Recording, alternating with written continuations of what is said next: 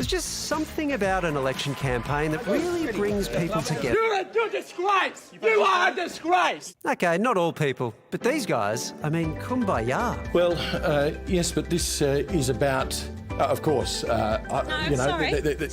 no, it's not about no. Okay, not in that moment, but One Nation's newest recruit and LNP defector, George Christensen, was certainly feeling the love otherwise. I think it's cowardly because you shirk from a fight. From Pauline, anyway. He is a fighter for Queensland and has done so on the floor of Parliament for many years. Pauline has been a warrior for common sense conservative issues. Just don't mention the fact that Christensen's chances of actually scoring a seat are slim to none, given he's third on the One Nation Queensland Senate ticket. If the Libs could win 3 seats the last election, don't underestimate the support of One Nation. Win or lose, though, George will score a $105,000 payout just for contesting instead of quitting. If the only job that I do is helping Pauline get back in there in the Senate, and maybe bringing a friend along with her in Raj Guru Swami, then that's a job done. Speaking of jobs, We can commit to a 1.3 million jobs target pledge over the next 5 years. turns out that factory the PM made his job announcement from yesterday is actually cutting 500 of them. Well, you've got to make sure you get things right, don't you?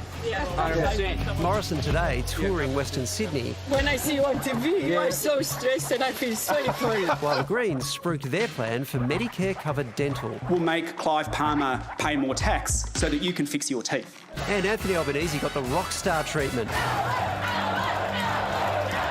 as he announced 50 urgent care clinics around the country in every state and territory, the cost of $135 million. the measure designed to take pressure off emergency departments. It's a nothing announcement.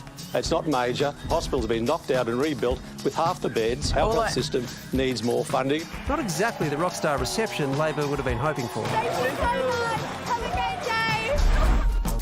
Labor Senator Penny Wong joins us now. Senator, not exactly rave reviews from the AMA on your care clinics announcement. So is that measure sufficient, or is it akin to putting a Band-Aid on a broken leg? I think the AMA recognise how important it is that we have a level of intermediate care. And that's what this is. This is a policy that is about making it easier to see a doctor. It's about better care for families, less pressure on hospitals. And if the AMA are saying we'd like more of them, obviously that's saying something about this being the right area for a government to focus on. Fundamentally, we've got a problem with our healthcare system where we don't have enough access to what we call this intermediate level of care between GPs and hospitals. We've got a solution because we're the party that always strengthens Medicare. One area where you have no difference with the government, it seems, is on JobSeeker. And this is curious because you went to the last election not being prepared to promise that you would increase JobSeeker, but saying you would review it. Then, when the pandemic hit, you pushed the government to make the increase from the pandemic permanent. And now, even though the cost of living seems to keep going up, you've retreated to a position which is that you have no plans to increase it. Why? Well, look, Waleed, we're a party of government and there's a lot of things you'd like to do, and I know that, as you do, people on fixed incomes in this country, including on JobSeeker, but the pension or other forms of fixed income, people do it tough. But as a party of government that has to deal with making sure we pay for all the promises we make, we have to make some difficult decisions. And we have to be able to fund the policies that we announce. But you also are prepared to support stage 3 tax cuts, which, for example, and they are directed exclusively at the top end. They make our tax system about the most regressive it's been since the 1950s. They cost something in the order of $184 billion over 10 years. You could increase JobSeeker by, say, $160 a fortnight, and it would cost you, say, $5 billion a year. So what's that? Maybe $55 billion over 10 years? That gives you far more than the money you would need for something like that.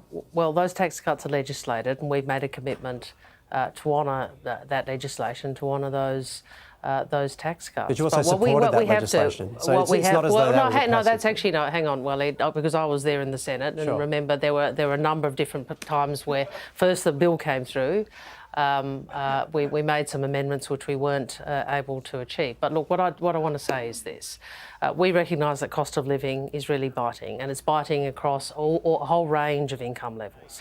We are saying we will put in place a policy that will reduce energy costs. We'll put in place a policy which will reduce childcare costs. We're also saying we'll put in place a policy which will introduce more social and affordable housing. So we are very clear that there are things that can be done when it comes to cost of living.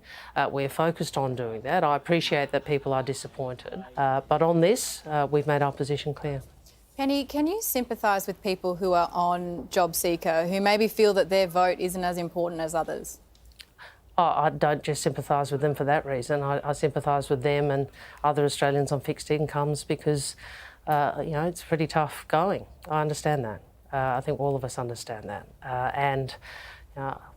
We're not going to get in. None of us could live on, JobSeeker.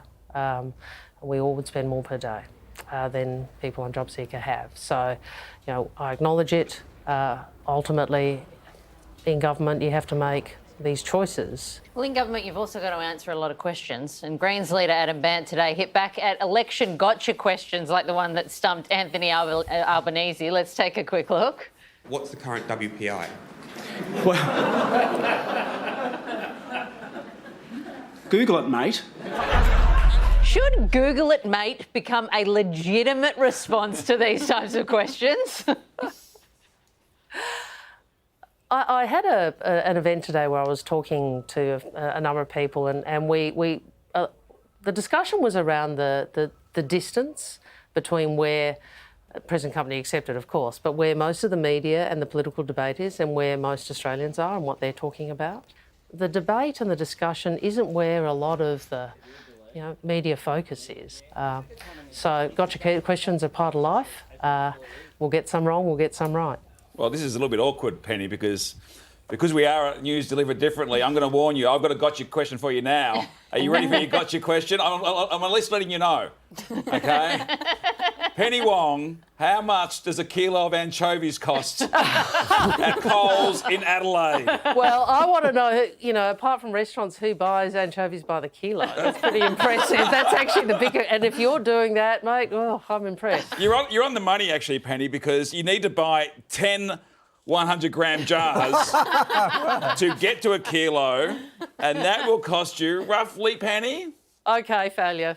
I surrender. I've never bought. I'm 53 and I've never bought a kilo of anchovies. Well, what are you doing with your life, Penny Wong? It's $45 for the kilo, $4.50 for a little jar. There you go. Well, that seems to change exactly nothing. So thank you. But you'll never get that wrong again, Penny, will you? I'm not sure I'd actually want to commit that to memory, but thank you very much. It's a very important skill. You can bring it up whenever you need to, Penny. You're welcome. You're welcome. OK, no worries. Thanks so much for your time, Penny. Great to be with you.